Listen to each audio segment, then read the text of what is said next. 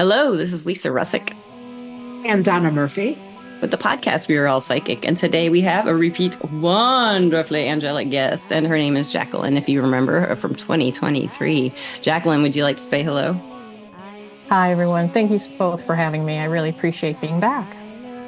Oh, I'm so glad you're back. Now, Donna had not gotten to meet you, but you will get to meet. You have just met. We've been talking, listeners and watchers, kind of gabbing away. I feel like we've just known each other forever. I mean, just like the three of us. Didn't it feel so natural when we just started talking? It was like, yeah. So Jacqueline was on the show before, and she wants to give us answer a question. Do you think we're all psychic? Again, still? Absolutely. Absolutely. Absolutely. Yeah. I have no doubt at all. That's great. I think the question now is, which gifts do you want to build? It's not which gifts do I have. It's which gifts do you want to build? I love this. I want to tell the listeners and watchers this, because I told Donna this, but I Googled "we're all psychic." No quotes, just "we're all psychic." What would happen? The AI came up. This is just about 3 or 4 weeks ago. The AI came up and said, it's a well-known common thought that we're all psychic, or idea that we're all. I was like, because when I typed that in, I was looking for a title that might already be there when I first made the podcast, and it didn't exist. There was a Goop podcast called "Are We All Psychic?" with Laura somebody. I can't remember but that one was all over the place whenever I'd Google "We're All Psychic." But now it's like all thinks, oh, my microphone just went nuts right then, so that should be interesting in the audio. Yeah, I heard the hiccup. Time, I guess. But that was really neat to me, because like you said, it really has shifted. The question shifted. Great point. Yeah. And honestly, I always tell people, pick the one or two you want to develop. Don't try to develop all of them, because you'll just drive yourself crazy. What one or two do you want to develop, and at a time really go deep, really go deep in those, so that you really, truly, truly trust them. Yes, and get mastery. Yes, I love that. So listeners and watchers, she's going to give you a little summary of who she is, where she came from, because we did that in the first podcast we had with her, but I'm going to link that podcast to this podcast episode on YouTube. And I don't know if I can on Spotify, but I'll find a way. I'll put the link in the description. So, and everywhere else, I don't know how you do it there. You have to figure it out on your platform, but I'll put the title so you can search for it. So Jacqueline, would you like to give us a summary of you and what you are, who you are, how you came to say we were all psychic? And more. Sure. So my whole life, I've always known things that I don't know why I knew them. And it wasn't until 2020 when I met a psychic at a show in Las Vegas that I realized I truly have these gifts. And then I became a mentor of hers, and she taught me how to use the gifts. And this is interesting. Isn't her name Delisa? Delisa Hawking. She was on the podcast about. We just had her on recently. This is very much, and it was a wonderful. She is my mentor. We had magical things happen on the podcast that day. Yeah, it was great. We did. She is my mentor, and she not only taught me how to build my gifts, she also taught me about how to build a business around it. That's really real savvy businesswoman. And she taught me how to actually decide which gifts I want to build based on what I do. So I am claircognizant, clairaudient, and clairsentient. Those are the three clairs that I have been working on mastering over the last 4 or 5 years. In the process of working on my claircognizance, I realized that the messages I'm getting are from archangels. And I realized that through lots of deep meditation, lots of prayer. And then it just sort of hit me that it really was the archangels. And it totally makes sense because, being brought up Catholic, archangels were front and center, especially like Michael and Raphael and Gabriel. You talked about them all the time in Catholic school. But I've always sort of had this affinity with angels kind of my whole life. And so I started doing a lot of research because, as everybody who knows the Bible knows, angels are not mentioned in the modern day Bible. That's right. They are mentioned in passing. Saint Michael. Archangel Michael. He's called Saint Michael, isn't he? Isn't he called Saint Michael in the Bible? In the Catholic Bible. Catholic Bible. Yeah, in the Catholic Bible. In the non-Catholic Bibles, it's just Archangel Michael. Archangel Gabriel is mentioned in the New Testament of the Bible. We come see Mary. As is Archangel Raphael. Those are the only three mentioned in the New Testament of the Bible. Okay. And what I do is help people discover and live their soul purpose. All of our souls come on this earth for a reason, and I help people discover that reason and live it. And in the process of talking with people, I come across a lot of people who are very devout Christians, and they live their life through the Bible. And they challenge me that what I'm doing is against Christ, is against God, because it's not mentioned in the Bible. So the last 2.5 years, I went deep, really deep in understanding what happened to the angels. Like, what happened to them? Like, they used to be talked about and written about. Well, I learned that back in 700 and something AD, Pope Zachary decided the Bible was going to only be about the foretelling of Christ. And every book that didn't translate or relate to the New Testament, every Old Testament book that didn't relate to the New Testament got dropped, including the essential works called the Book of Enoch. That book lists the angel hierarchy, as well as the demon hierarchy. Angels and demons, yin and yang, right? They go hand in hand. And the only place that it survived was in the Ethiopian Bible. Really? So the Ethiopians were not a part of the Roman Catholic Church, but they have the same base Bible from back in, like 700 AD. And the monks kept it in its original form. And it was the discovery of that version of the Bible where the Book of Enoch has become now published in English language. I've got it on my website. You can, buy a version of it. And that is really where the entire hierarchy of angels, who they are, why they existed, as well as all of what happened pre-flood. Right? What was their point? What was their purpose when they were originally built? Created, built like a little machine. Yeah. Their purpose was to help man connect with the divine.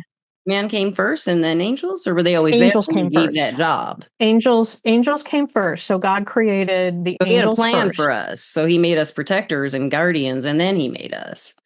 Is that kind of how it went? Like a plan? Sort of. He created angels, but then realized that the divine is, that the angels need a purpose. And so that's when he created man. Because angels needed, their purpose is oh my gosh, that's so cool. Protect us, guide us, and be there for us.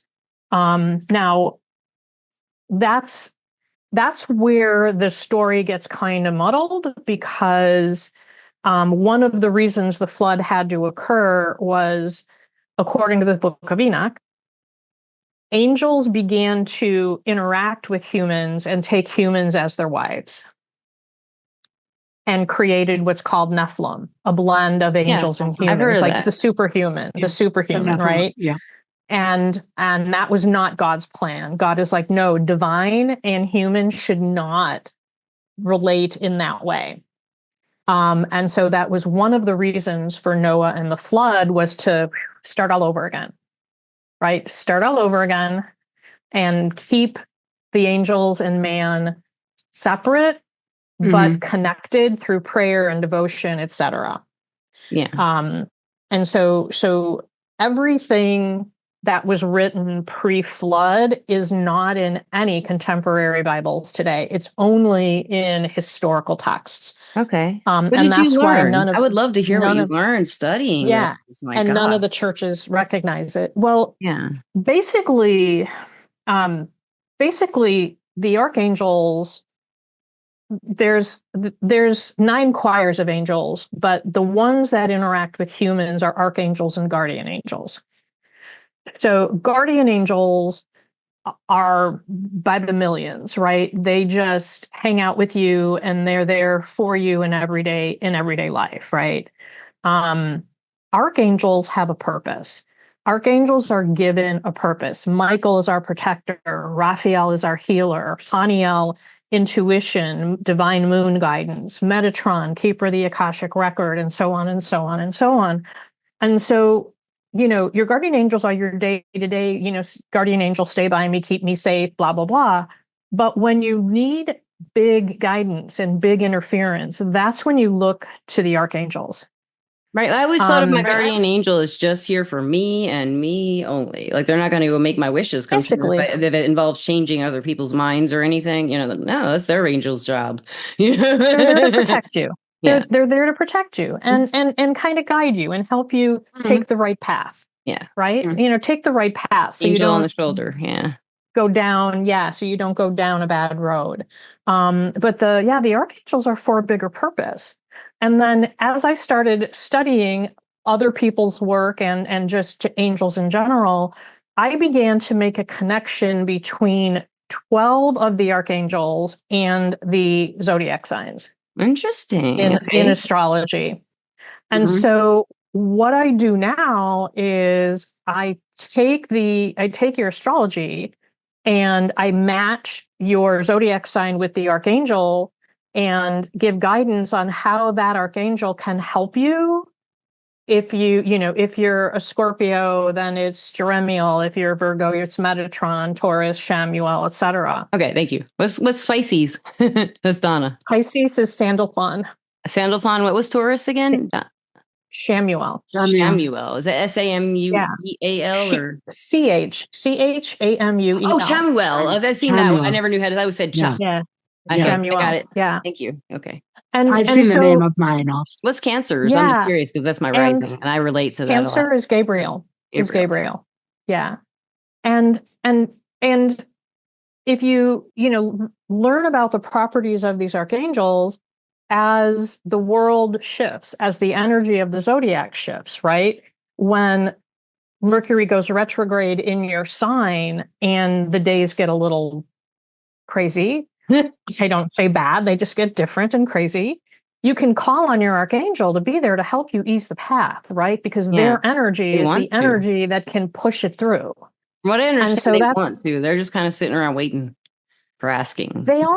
They are waiting for you because. So why were they suppressed? I mean, I don't understand exactly. After the New Testament came and Jesus came along and saw how much people's lives sucked.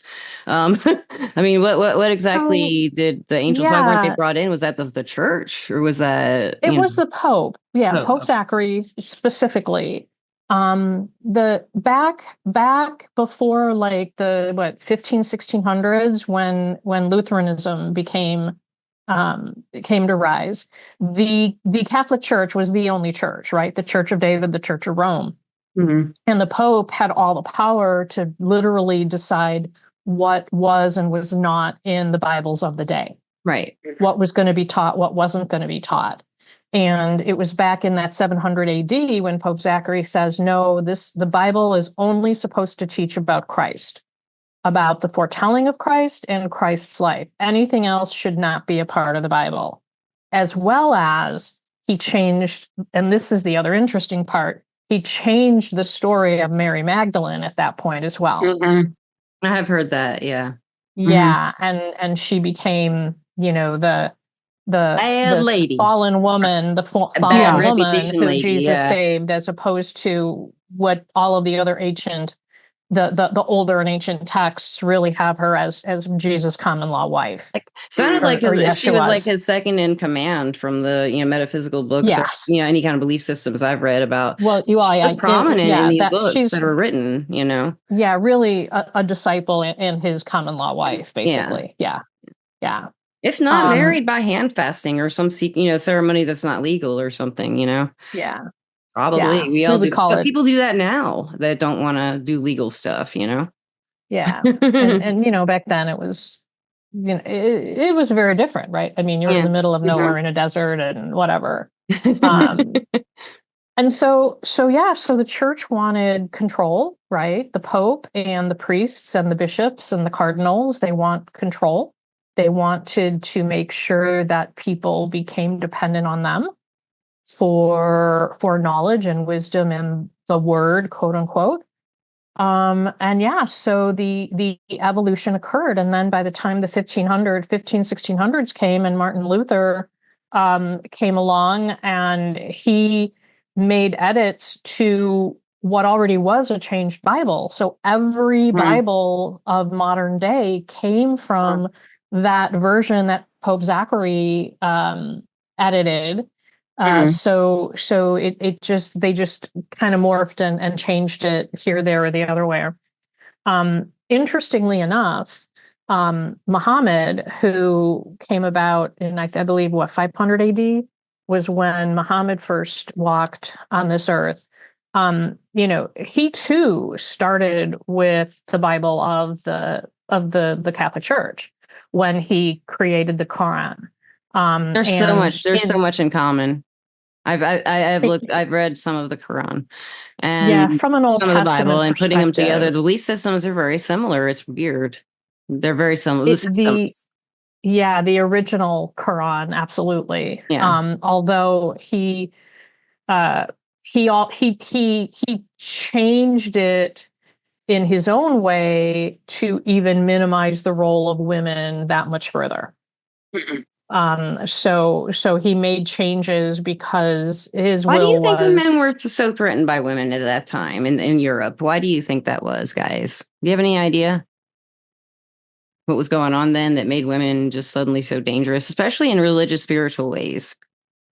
Witches and women in general were just watched after the Middle Ages and so there's a couple of theories on that. The one theory is the fact that they have the power to give life via birth. And before science, man was, very much threatened by that, because that seemed almost magical or mystical.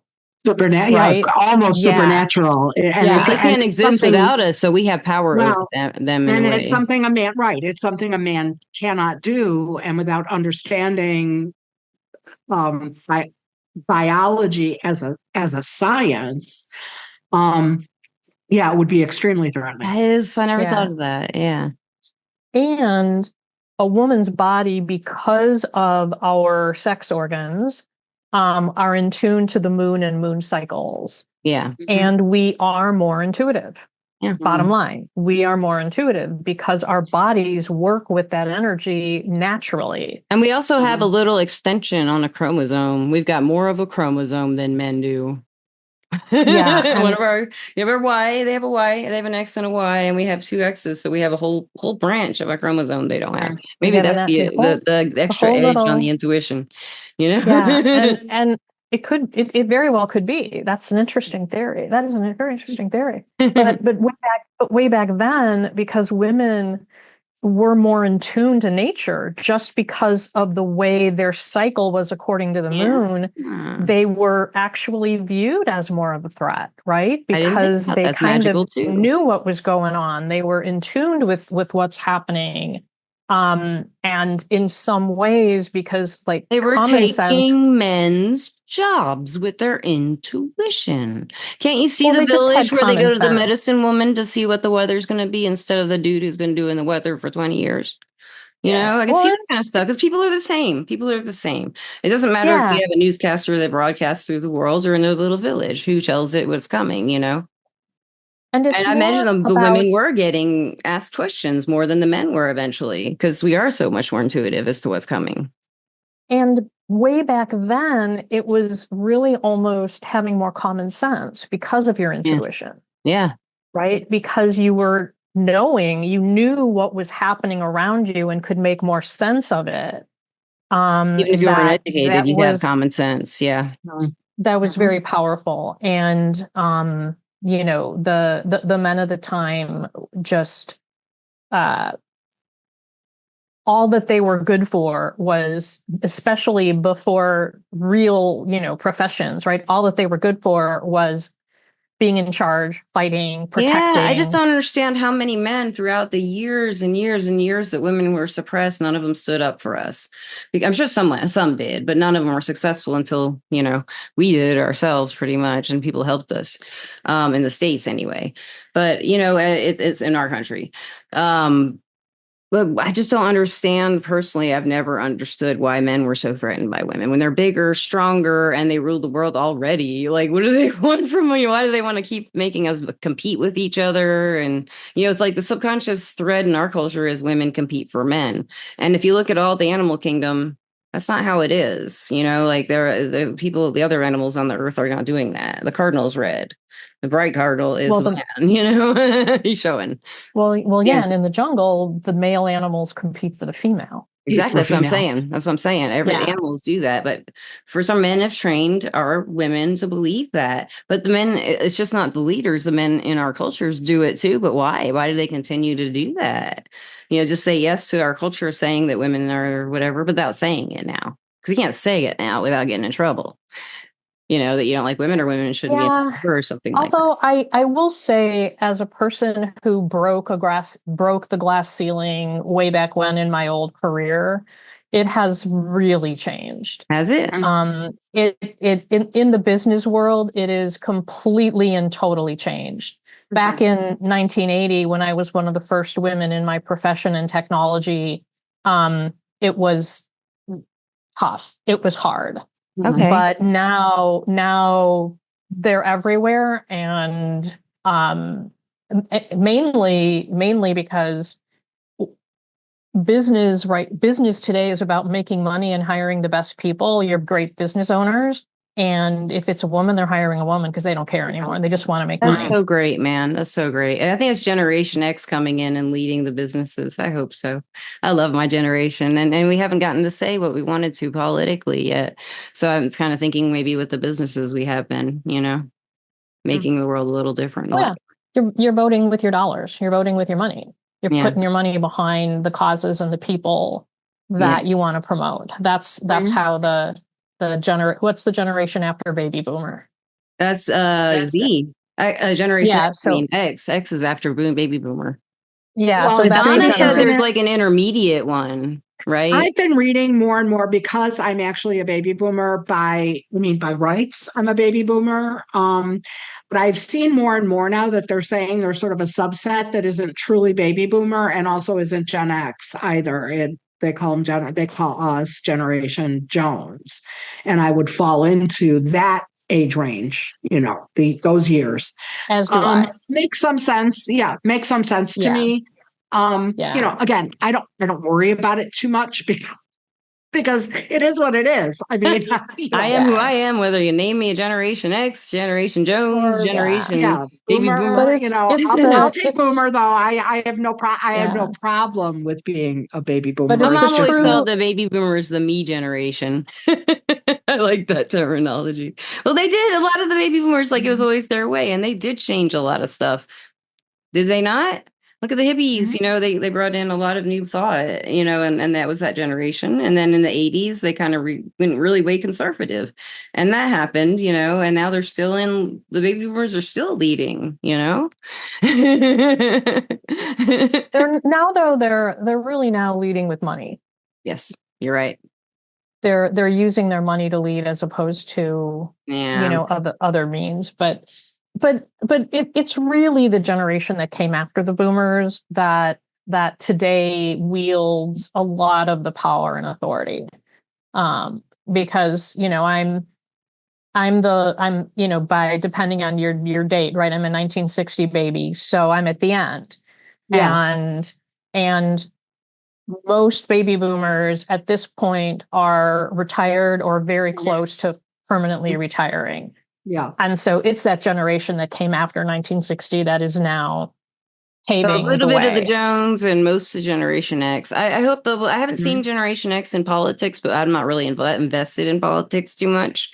I want they're all to be more so, but they're terrible. I guess a lot of Gen Xers. So upset learning about it. It's like everybody's fighting all the time for things that don't seem like they should fight over. There's a lot bigger problem I see, and that's why I get frustrated learning about politics sometimes. Well, the fighting the fighting that we see today is necessary as we unfold the Pluto and Aquarius generation. Yeah. Because Pluto just started its trek into Aquarius, and it stays here for what, 20 years. But these conversations have to be had so that when Pluto completes its path, it has transformed people to think differently, to think community, to think yes, what are we doing of for each other? Self in relation to community, and think that government gets out of your way. Yeah, they help you maybe because government gets out of your way. When Pluto ends up its 20 years in Aquarius, shrinking of government, think of going back to like state and local authority has more authority than federal. Yeah, we've heard this a lot on the podcast. People saying that's what's happening. The idea of coming back down from what was actually even beyond, I'll say, kind of the federal level or the national level, and the move toward globalism, and the idea that that's beginning to contract again, painful contractions, as with all birth. The contractions hurt. But that contraction, I think, is what we're seeing. That's exactly what Pluto and Aquarius is bringing. And as Saturn and Uranus and all of them begin to make their transits, their multi-year transits to support it, it's just more and more a focus of individual responsibility and accountability. And is Saturn in Pisces right now? Saturn's in Pisces? What is that? It finally moved into Aries. It is in Aries. Oh, I was wondering for you. Trust me, as a Pisces, it finally moved. Okay, that's what I was wondering. Okay, yeah. It's in Aries, but when it moved into Aries, it also triggered Mars. Yeah. And it ignited Mars, which is why you're seeing a lot of action, a lot of wars, a lot of confrontation, because Mars is pushing the envelope right now. Saturn kind of moving into Aries triggered that whole Mars thing. I hope people can have conversation to resolution to some of the problems we have, instead of anything they're talking about doing that's threatening to human life. They don't have to do that anymore. And we never did. And to bring this full circle to angels, which is kind of, I love how we can go in all these tangents. Always happens this way. It's a magic podcast. Yeah, it is. That's kind of why I try to help people connect with the angels, because the angels want love and harmony above all else, right? Yeah. They have a message of love and peace with yourself, self-peace. And if we are all at peace with ourselves, we will be at peace with our neighbor. And if we are at peace with our neighbor, we'll be at peace with our community, and so on and so on and so on. That's why Donna and I do the job we do, and you do the job you do. We try to help people get there. And we're not there either necessarily by far. I've been there sometimes, and then right back out, right back in, right back out, in good places, bad places, but the remembering how that it always gets better helps, and remembering how I got to getting better helps, instead of focusing on, shoot, man, everything just went to crap again. Instead I'll think about, well, how did it go last time, and what worked and what didn't.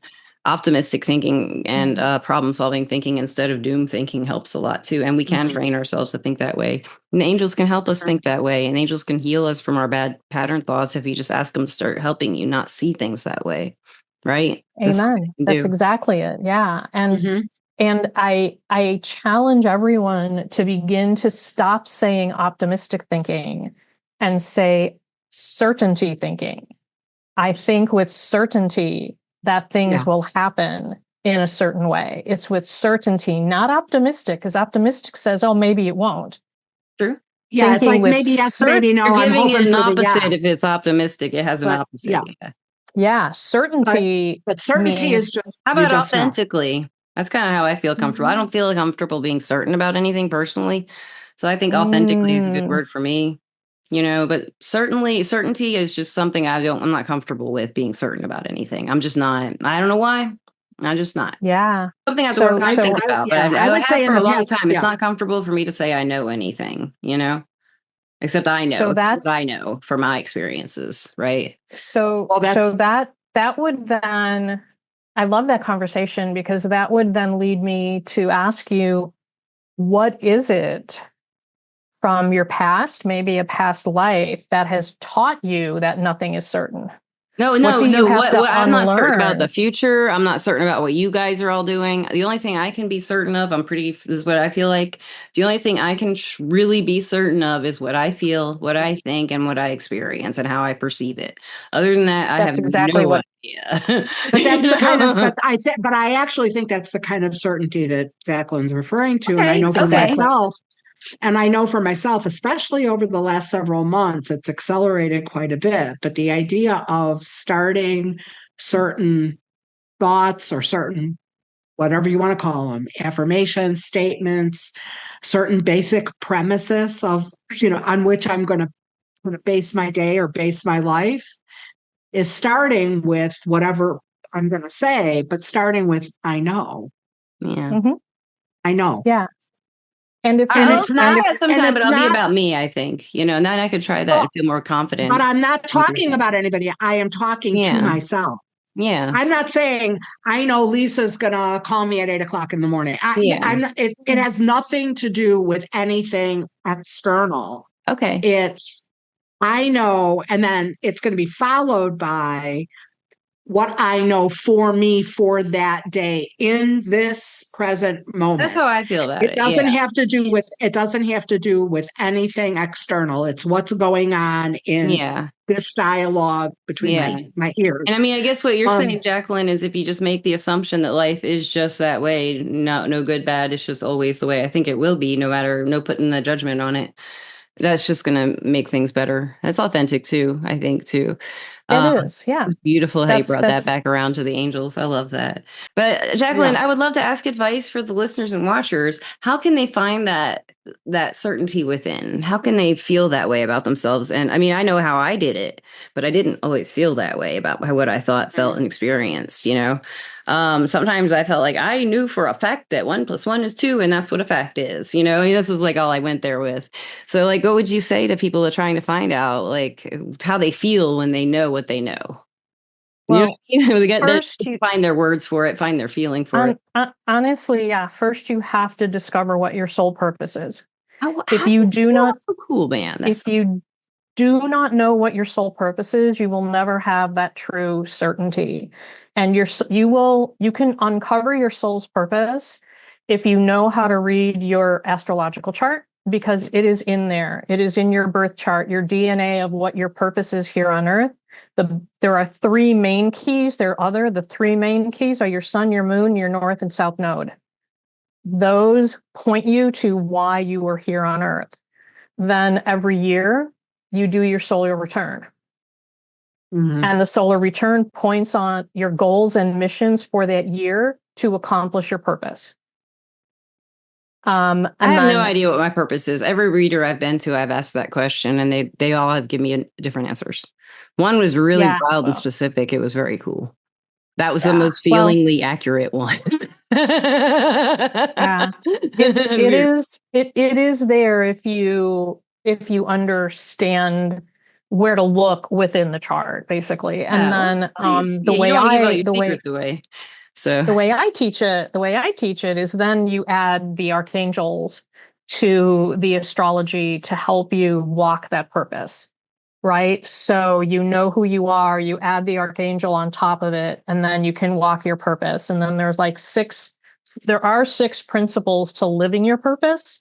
And in a couple of weeks, my book will be out called, and you can't get yes, Living Your Soul's so Purpose. much as Yes, yes, living, yes. Yeah, living your there you soul's go. Living, purpose by yeah, Miss and Jacqueline Kuhn. Kuhn, is that how you pronounce your last name? Or Kuhn? Yeah. Kuhn. Kuhn. Okay. Really it's the basics on what you need to know to live your purpose, as well as just some action items to kind of know your inner knowingness, your inner intuition. Oh, I love that. There's checklists and action items, and It's a then great book. yeah, there is a call to, obviously I can help build. I have what's called your soul purpose blueprint. It's a product I offer that literally will tell you based on your chart what your purpose is, who your archangels are, how to pray to them, what you need from them. And that comes in a 2-hour, you get a PDF, you get a recording of our session, and it's 2 hours of my time to start your journey. So yeah. That's beautiful, man. You should, That's listeners, wonderful. check that book out and check her out. What's your website? Where can the listeners find you? JacquelineKuhn.com. All right, that's easy. That's easy, sleazy, and peasy. Yeah. Pleasey. Donna, what am I forgetting? I forgot to thank our sponsor, Everclear. Everclear is an advice app and website, everclear.com, where you can get advice from psychics and empaths so you can get the clarity you need to create the life you deserve. I am an advisor on Everclear under the name Lisa Russick. I'm an advisor on Everclear under the name Donna Murphy. And just like we have a question that we open with all our guests, we also have a question that we close with for all of our guests. And so, Jacqueline, I'd like to ask you, do you love our listeners and watchers? Of course I do. Oh, good. Of course I do. She loves you. She loves you. She loves you. She said it. She committed to we you love guys. You. Yeah. Maybe it's not a commitment. And we love you too. Thank you love. so much. This has been such a fascinating discussion. Thank you so much for sharing with us. This is a subject that I think plenty of people will want to delve deeper into. I certainly do. And it's just been a joy to meet you and talk with you about this. This has been fun. Come back and see us again. I love to see how you've grown and changed and evolved into your role more. I love seeing that. This is beautiful to me. And you just like great energy. You did the first time around too. So thank you so much again for coming on. Listeners and watchers, I love you. She loves you. We love you. Thank you. See you soon. Peace out. Thank you. Bye for now.